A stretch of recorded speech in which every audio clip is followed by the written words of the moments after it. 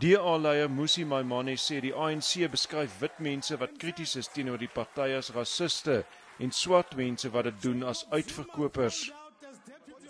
Verskeie ANC-lede het geëis dat Maimane die woord sell-out terugtrek, maar hy sê die president het die burgers van die land versaak.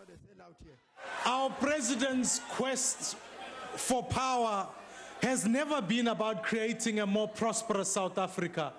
It's always been about creating a more prosperous Jacob Zuma.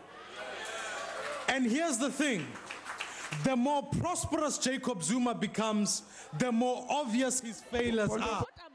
Die ANC se hoofspreker het die DA se mosie as sinloos bestempel.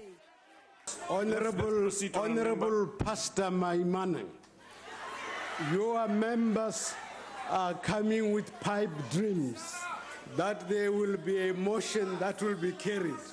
Not in my lifetime, not in this parliament will that happen. I was taught that empty drums make empty noises. Die IFP het die ANC daarvan beskuldig dat hy nie die land se belange eerste stel nie.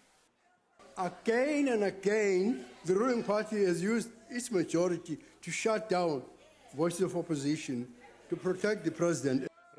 Bantu Lemisa het die ANC daaraan herinner dat kiesers nie self die president kan kies nie, maar dat ANC-lede dit namens hulle doen.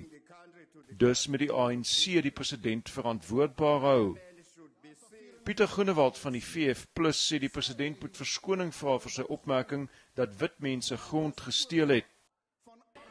Artikel 83C sê dat die president moet nasiebou bevorder en die harmonie bevorder tot voordeel van Suid-Afrika.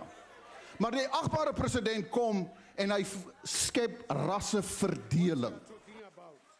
Die mosie van wantroue is verwerp met 225 stemme teenoor 99.